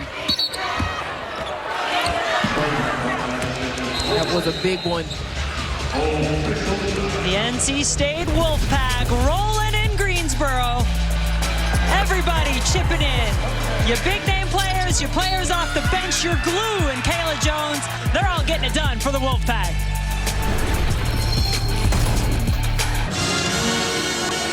4:24 left to play in this quarterfinal. The NC State Wolfpack, 3rd-ranked team in the country, looking good, looking like they're ready to move on. But more basketball on the way later tonight. Miami, Louisville will start you off in the evening session. Louisville Cardinals also projected #1 seed in the NCAA tournament. How will they handle the fight of the Hurricanes? It's a close game in the regular season. And then Georgia Tech, Notre Dame to finish off the night. Niele Ivey has done such a tremendous job with her group. Nell Fortner with Georgia Tech. Those 2 teams played to overtime in the regular season. And the Fighting Irish were able to get the win. A rematch will finish things off tonight at 8 p.m. Eastern. Well, we talked about the X factor for Georgia Tech just a moment ago. Lorella Kubai, will she play? She's so important to that defense of Georgia Tech that has been so stingy throughout this season. And then Niele Ivey, led by a couple of youngsters, Olivia Miles, Sonia Citron. Will they get comfy here in Greensboro in the ACC tournament? And you remember what Notre Dame started out doing when they joined this conference. Nothing but win. They came in here, they won the tournament 4 years in a row, 2014 to 2017. They were winning the regular season title, dropped off a little bit, and now Niele Ivey's got them right back up there, contending with the top teams in the league. And Notre Dame is another team that's in consideration for hosting. So important NCAA tournament implications, even for those teams that are in. We think about the bubble, but it's also about your bracket positioning. It's about hosting opportunities. So much to play for. Well, Maria Gordon, in her ACC tournament debut this year for Florida State, had 9 points yesterday. And has been able to contribute, has not shown to be afraid of the big stage. 9 today as well. Just a tough task for Florida State to try to take down this NC State team that's clicking at the right time. And to be honest. They've been clicking all season, but the Wolfpack have been playing well. Oh, and credit the way NC State came out, took care of business, kind of put Florida State away, and now Westmore can get his starters some rest as they look to play in the semifinals tomorrow, save those legs. That is always key. When you think about the way that this tournament challenges you, try to win 3 games in 3 days, and that is if you had a double bye. And Kenny Brooks, his Hokies are trying to win 4 in 4 days. I mean, it is a monster. And that is a monster shot from Diamond Johnson. With the shiny shoes, those kicks are, oh yeah, caught my attention. Goes along with the speed that Westmore was describing of Diamond Johnson. Come on now, goes along with the name too, doesn't it? The shine, oh, shine like a diamond. Come on. Yeah. You are in postseason form. You know, the China, it took a little while to get there, but you got to finish strong.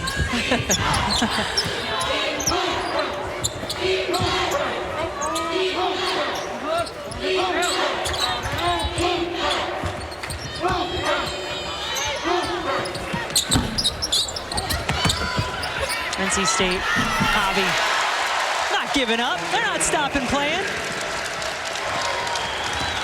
Camille Hobby's so professional. I mean, she just goes about the business of her responsibility in such a very mature way. Attention to detail, playing hard every possession. You know what you're going to get when she comes into the game, 41 in white. And you remember, as we look forward to that matchup in the semifinals, Virginia Tech, NC State last season, Hokies got the upset against the Wolfpack.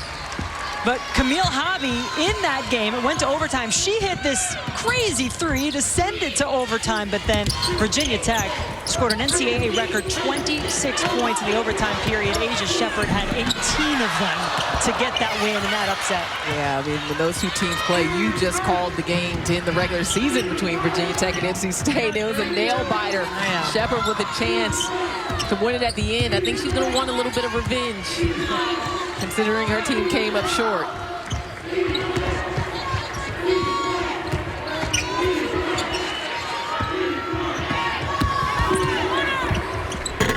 Gordon.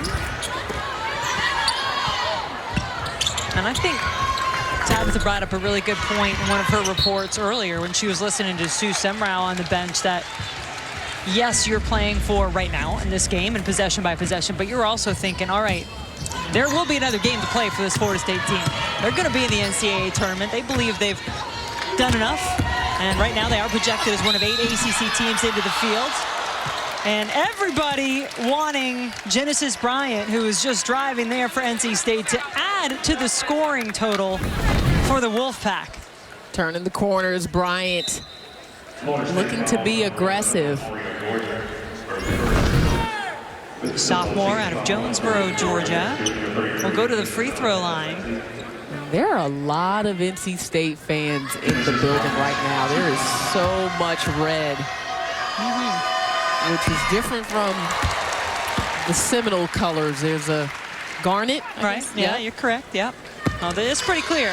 This is a pretty bright red around most of the arena. Greensboro Coliseum being taken over by the Wolfpack fans. Well, and there has been 4 teams in the history of the ACC tournament to win 3 tournament championships in a row. You mentioned Notre Dame. North Carolina did it in 05 to 08. They won 4. Duke won 5 from 2000 to 2004. And then Maryland from 81 to 83. So NC State is technically the last team in the triangle that has yet to three-peat on the ACC tournament championship. They can do that.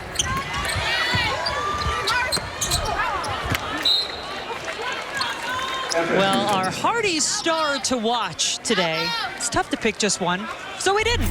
We picked the entire NC State team because it was a team effort. 10 different players have scored.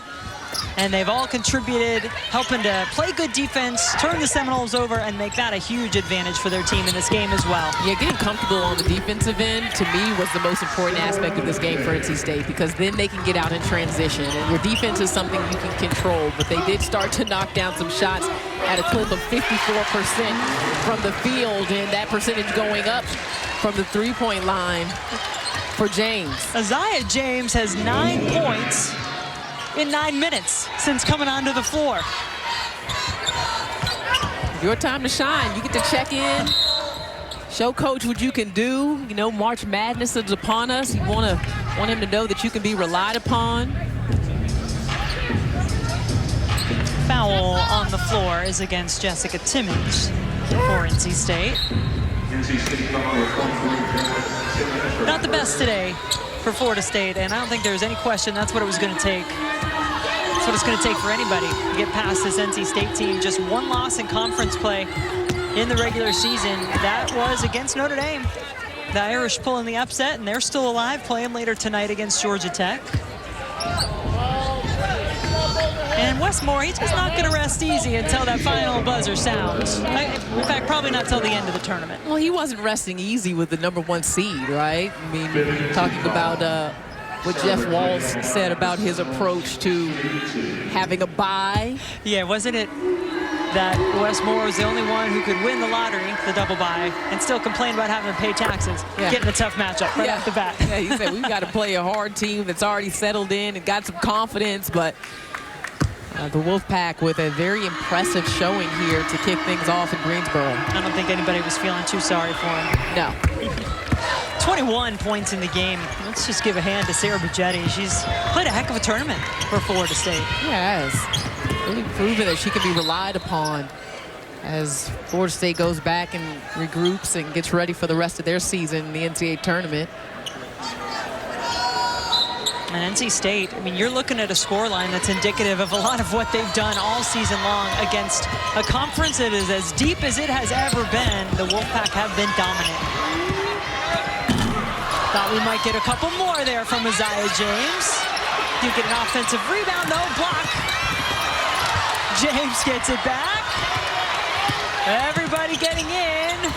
No foul called. But step one for the NC State Wolfpack in defense of their ACC tournament title is complete. A 30-point victory over the Seminoles. That is the way you want to start your run to hopefully defending the ACC Tournament Championship if you're Wes Moore. His team clicking on all cylinders, showing their depth, really focused. This NC State team showing why they're one of the best in the country. They work together. They do have stars. They had 3 in double figures today, led by Elisa Canane with 15 and Jakia Brown-Turner with 15, but 10 different players who score. Just dominant on both sides of the ball. And Wes Moore right now with Tabitha. Well, Coach Moore, just too many weapons for your squad. 10 different scores in this one. Just talk to us about how your team flourishes when they share the love. Yeah, and you know, we still can share it a little more. They get happy and start jacking up a few, but you know, it is nice to have so many people that can step up on a given day. I think I've already mentioned we have 8 players that have scored 16 or more in a game. So we do have a lot of people that can step up, and that helps you. Situation like this, somebody's having an off night, you got somebody else that can pick up the slack. 40-plus points in the paint, aggressive to the rim. Just talk about how being aggressive like that has helped your team reach to this point in going to the semifinals. Yeah, you know, sometimes we can settle for threes too much. I love threes now as much as anybody, but you got to have a good balance, go inside out. And I thought we did a good job attacking the rim, getting it inside of the post or getting our own, and then obviously, as you mentioned, able to kick it out and share it a little bit. So I love when we play that way, transition, we can push it and spread them out a little bit. Like I said, got a lot of people that can score. Last one I got for you until I get to the player over there. But another well-balanced team. You see them tomorrow in the semifinals, Virginia Tech. Can you give us a game preview? How do you think that one's going to pan out? They're a lot like us. You know, I really respect Kenny and what he's done with that program and their players. They got a lot of talent.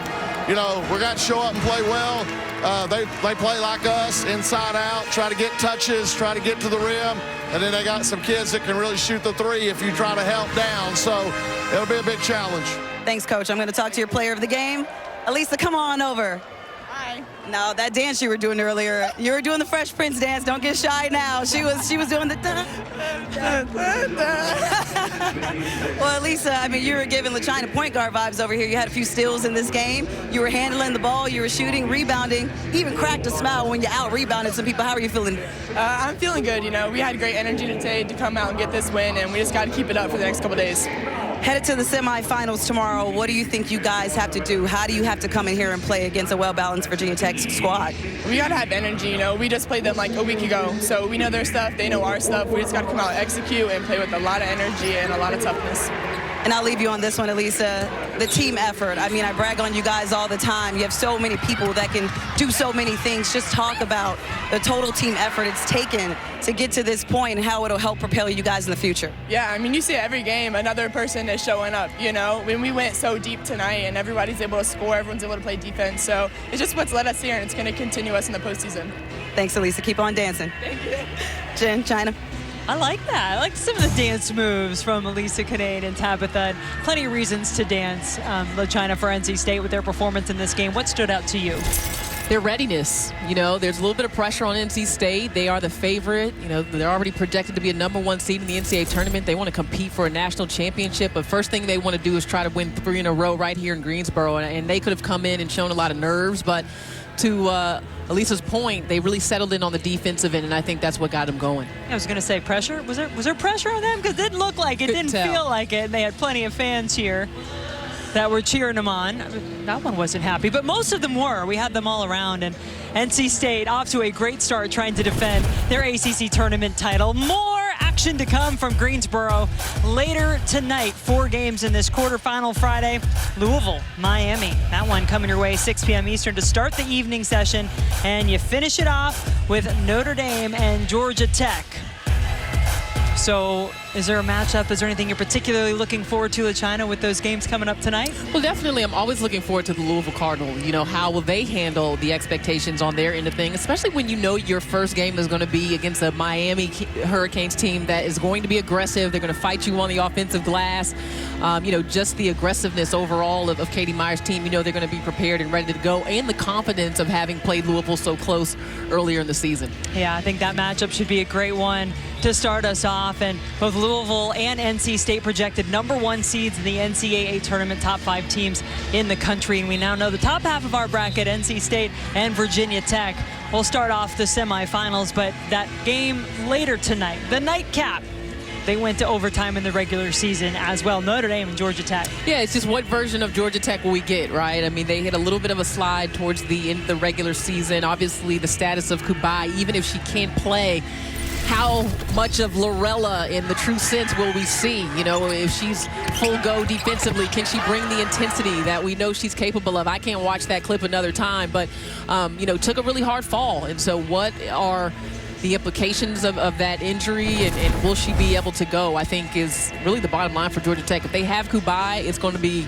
a battle for sure. Maybe even without her, because Virginia Tech said you can be not 1 but 2 players down and still really fight and rally. And move on in this tournament. Well, it has been a pleasure, partner, to get to do this once again with you. Always we had some great games. Yes. Hopefully you guys enjoyed them as well. There's nothing like tournament time, especially here from Greensboro with the ACC Women's Basketball Tournament. So our first session of the day, done. Our first semifinal matchup, set. NC State, Virginia Tech will start you off tomorrow. And the Wolfpack winning big, a 30-point victory over the Florida State Seminoles to start defense of their ACC tournament title. They've won the last 2. Be sure to come back again, 6 p.m. Eastern.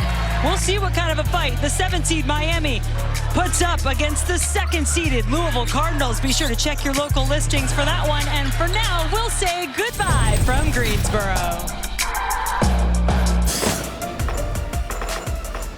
Nothing but net is is presented by TIAA as we welcome you to Greensboro, North Carolina, tournament town. And man, it has been a fun day here so far. For the quarterfinals on Friday, 2 teams have already punched their tickets to the semifinals. 4 more teams this afternoon fighting for the final 2 spots. Who will it be joining NC State and Virginia Tech in the other half of the semifinals? We will find out in just a few hours. But let's get to the other half of that bracket, and what lies ahead for them now is NC State. After the game against Florida State, this game just wrapped up. NC State, they've got 4 straight wins against the Seminoles. 5 minutes into the first quarter.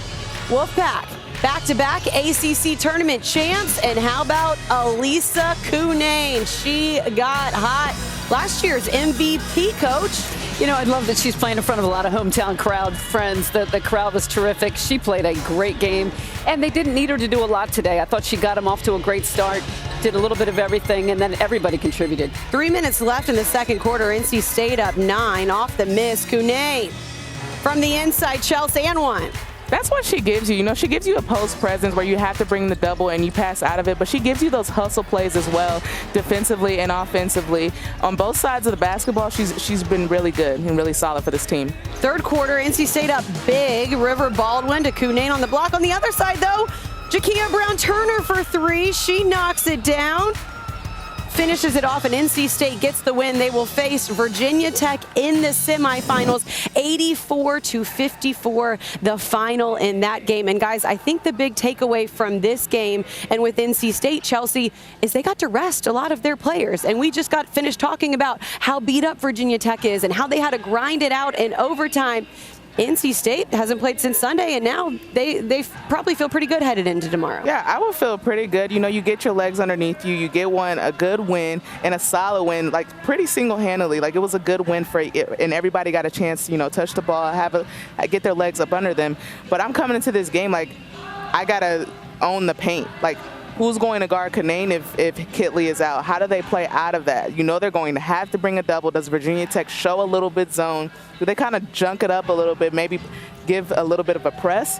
They're going to have to mix some things up to give NC State some different looks. For sure, and if you're NC State, this is exactly what you wanted. You wanted to blow a team out, to rest some players. Cunane didn't have to play much. Perez didn't have to play much. Kayla Jones didn't have to play much. That's what you want. And this is why we spent so many ladies' nights talking about the double bye. This is why it matters. And Virginia Tech, I hate to harp on this, but one more win, they may have had that double bye. They'd only have played 1 game heading into NC State. It's a huge difference, especially when they tied for 3rd.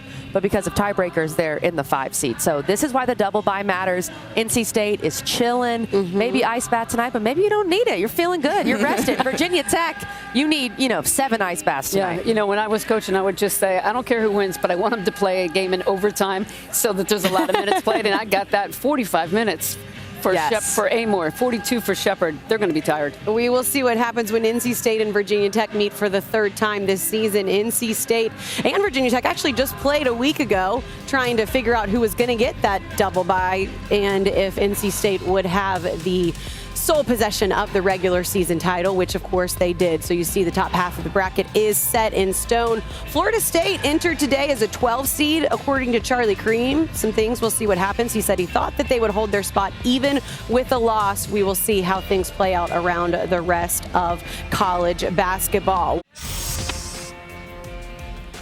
Nothing But Net is presented by TIAA, dedicated to equality in retirement. And NC State and Virginia Tech going to be meeting again, 3rd time this season, this time in the semifinals. Just 5 days ago, Virginia Tech hosted NC State, final game of the regular season, and the Wolfpack started the game on fire. They built a 23-12 lead in that game, and then after climbing back, things got interesting in the second half. Hokies, they tied the game at 66. The Wolfpack held on to pull out the victory. It was a grind, and guys, I think it's probably safe to say it's fresh on everyone's memory because it was just a few days ago. And, Coach, because it was so close, what do you take away from that last matchup? First of all, it's so tough to beat a team 3 times. I hated playing a team, especially that you beat them twice. And now, I thought Virginia Tech was going to win that game. But now that Kitley's out, I'm hedging my bets a little bit. I'm going with NC State. Coach, I have a little bit of a nerd alert here because we had our researcher Jenny look this up. Is that a myth, right? Is it tough to beat a team 3 times? One could argue that is a myth a little bit in the ACC Women's Tournament because we've had, if you know, for example, you have NC State who beat Virginia Tech twice.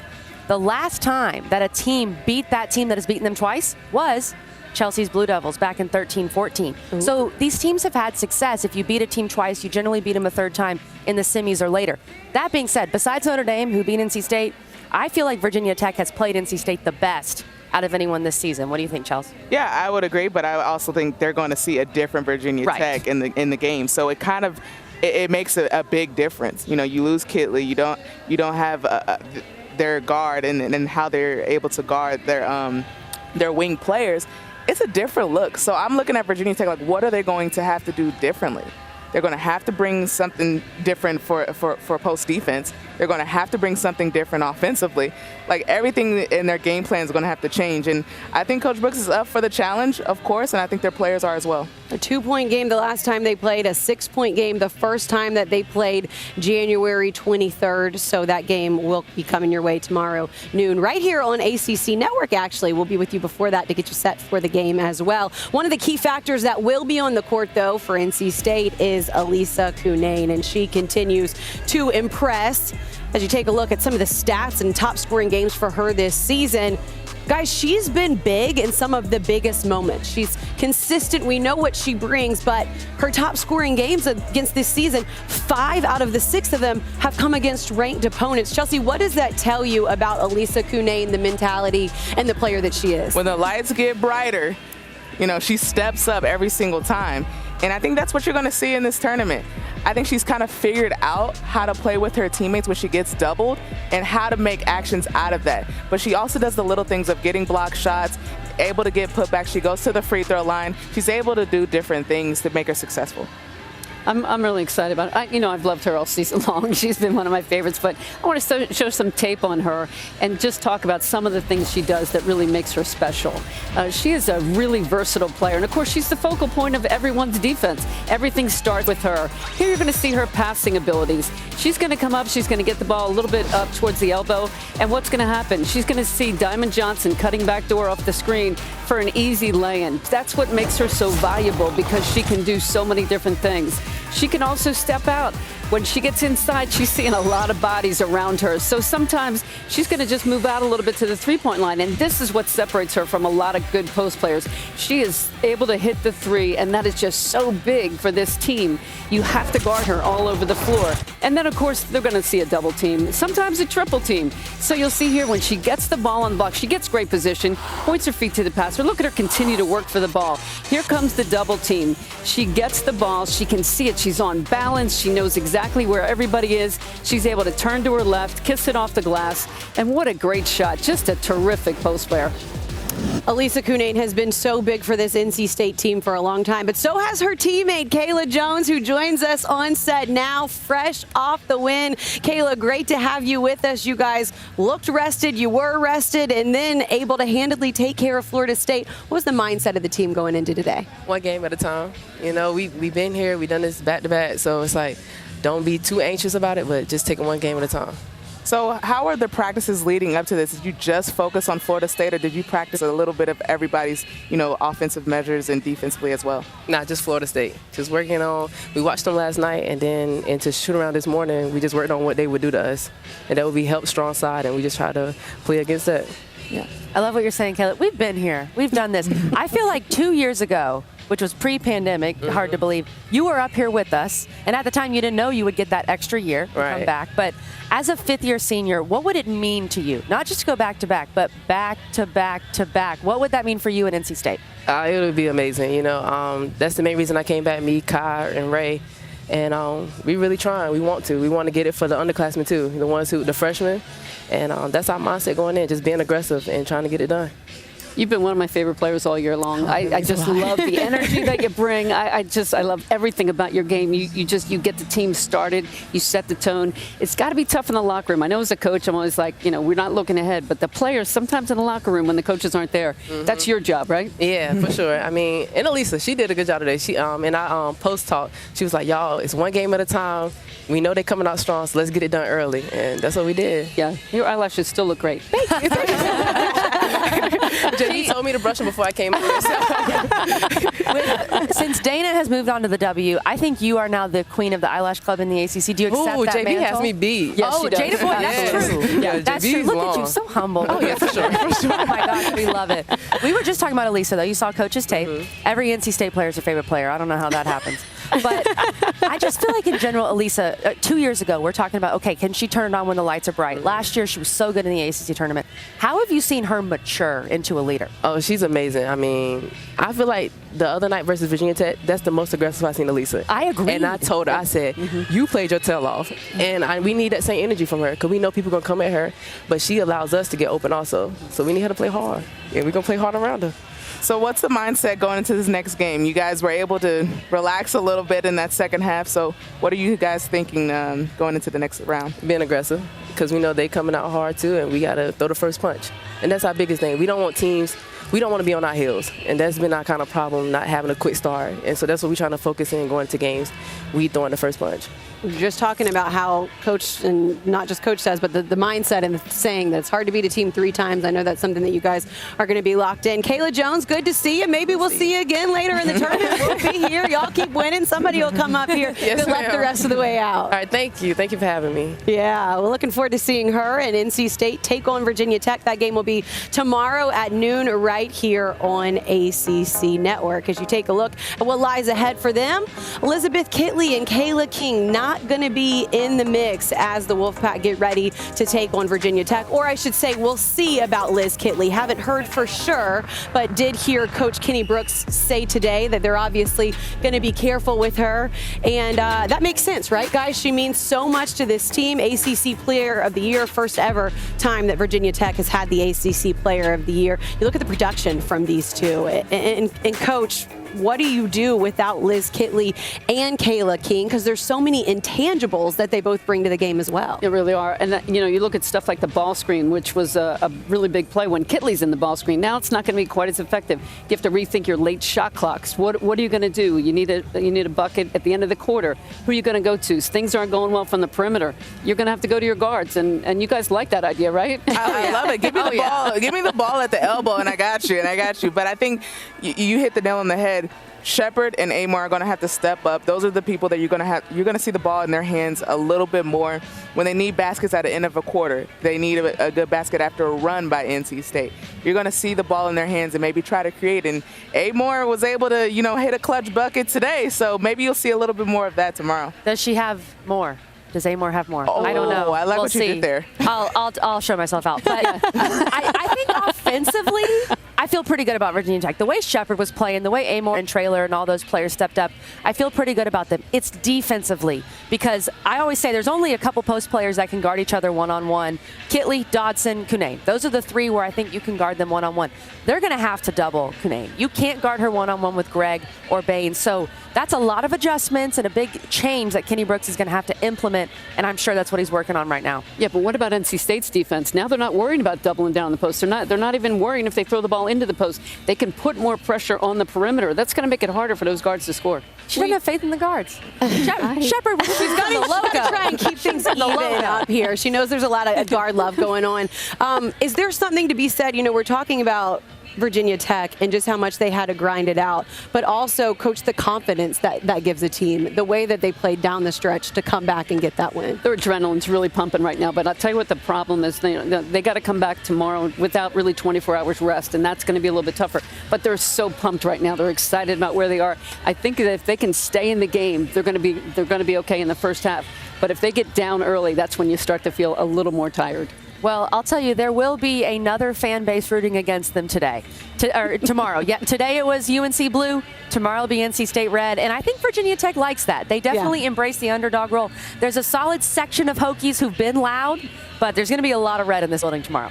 Yeah, I mean, Coach, you talked about the guard play, but, you know, I'm really interested of what this coach is going to do. Like, what would you do in this moment and the types of things you're going to create? You're going to have to create some havoc. I think they had 0 blocks and 2 steals defensively.